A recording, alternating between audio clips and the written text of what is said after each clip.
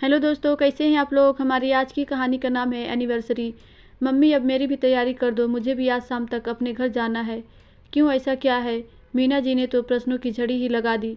सीमा चुपचाप दूसरे कमरे में जाकर अपना सामान पैक करने लगी। सीमा की शादी हुए 7 साल हो गए और वह 5 वर्ष के बेटे की माँ भी बन गई। मायके में उसकी शादी के बाद ही दोनों भाइयों की शादी हुई थी। हालांकि दोनों भाभियाँ उम्र में उससे छोटी ही होंगी, लेकिन मीना जी को आज भी लाडली सीमा बच्ची और वह दोनों बहुएं बड़ी लगती थीं। वर्मा जी का अच्छा खासा बिजनेस था और दोनों भाई भी एमएनसी में बहुत अच्छे पैकेज पर कार्यरत थे।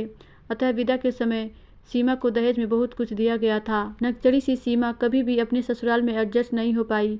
उसे ससुराल के नियम कायदे बिल्कुल पसंद नहीं थे। देवर के कॉम्पिटिटिव एग्ज़ाम थे और सीमा को अपने स्पीकर में ऊंची आवाज़ में गाने सुनने थे। बस जरा सा देवर जी ने मना करा तो सीमा ने घर सर पर उठा लिया और रो रो कर अपनी माँ को फ़ोन किया। तो दूसरे ही दिन मीना जी ने दोनों भाइयों को बहन को लेने के लिए ससुराल भेज दिया। मायके में भी उसकी लीडरशिप ऐसे ही चलती थी। शुरू शुरू में तो बड़ी भाभी सीमा की हर बात से परेशान हो जाती थी, लेकिन धीरे धीरे उसने भी सीमा का कुछ भी सुनना छोड़ दिया। छोटी बहू के आने के बाद तो बड़ी भाभी की रसोई भी अलग ही हो गई थी, तो अब वह सीमा से कोई मतलब ही नहीं रखती थी। कुछ समय बाद ससुराल में सीमा ने अपने बेटे को जन्म दिया। इतने सालों के बाद घर में बच्चा पाकर खुशी में उसके सास ससुर निहाल हो उठे। माँ बनने के बाद तो सीमा और भी अभिमानी हो गई थी। कुछ समय बाद जब उसके देवर की शादी हुई तो सीमा की सासू माँ को निधि के रूप में वास्तविक निधि ही मिल गई थी। छोटी बहू को अपने पास रखकर सीमा की रसोई भी उन्होंने ऊपर अलग ही कर दी थी। अलग रहकर बच्चे का और उसका काम बहुत बढ़ गया था। जब उसके पति अपनी किराने की दुकान बंद करके रात को घर आते थे तो राजेश को खाना खिलाने की जिम्मेदारी भी उसी की थी। जब तक इकट्ठे रहते थे तो माँ ही रात को राजेश को खाना गर्म करके दे दिया करती थी। वह तो अपने छोटे बच्चे के साथ कमरे में सोई ही रहती थी। 2 साल बाद बिट्टू को स्कूल में दाखिल करा दिया गया था, लेकिन फिर भी सबसे लड़कर मायके जाना उसकी आदत बन चुकी थी। सबसे तानातानी बढ़ने पर सीमा ने अब के फिर जब मायके में फ़ोन करा तो हमेशा के जैसे मीना जी ने अपने बेटे को सीमा को लिवाने के लिए भेज दिया। क्योंकि बिट्टू भी अब स्कूल जाने लगा था, इसलिए अब राजेश ने बिट्टू को सीमा के साथ भेजने के लिए साफ मना कर दिया। सीमा भी गुस्से में बिट्टू को उनके पास ही छोड़कर अकेले ही मायके चली गई। अब राजेश और उसके बच्चे का ख्याल भी उसकी सासू माँ ही रखती थी। सीमा का ख्याल था हमेशा के जैसे जल्दी ही राजेश जी लेने आ जाएंगे और बिट्टू का ख्याल रखना उनके लिए बहुत मुश्किल हो जाएगा, लेकिन अब के ऐसा ना हुआ।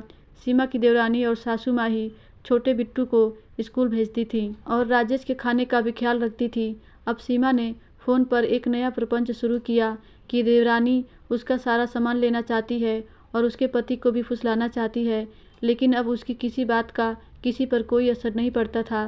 झुंझलाहट में वह मायके में ही बड़ी भाभी को तो ज़्यादा कुछ नहीं कह पाती थी। हाँ, छोटी भाभी पर ही अपना खींच उतारने की कोशिश करती थी। तो एक दिन छोटे भाई ने भी माँ को 2 कूट कह दिया था कि अगर सीमा का इसी तरह दखल रहा तो वह भी उनके साथ नहीं रहेगा।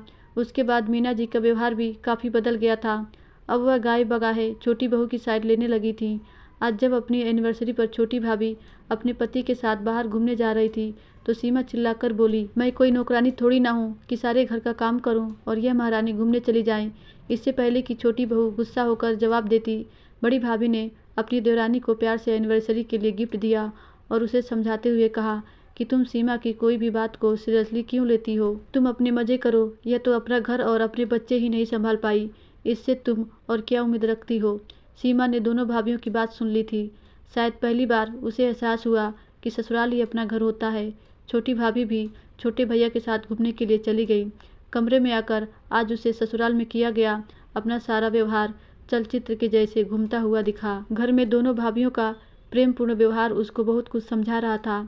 रोते हुए उसने राजेश को फ़ोन करा और कहा, मैं घर वापस आना चाहती हूँ, मुझे ले जाओ। राजेश तो शायद इंतज़ार ही इस दिन की कर रहा था।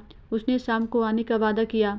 मीना जी से जब उसने कहा कि मैं आज ही घर जा रही हूँ तो मीना जी मन ही मन अपनी बेटी की सुखद भविष्य की कामना करते हुए यही जानने की कोशिश की कि आखिर उसे हुआ क्या है, लेकिन फिर भी उनके चेहरे पर संतुष्टि के भाव थे कि उनकी बेटी भी अपने घर में जाकर अच्छे से अपनी गृहस्थी बनाएगी।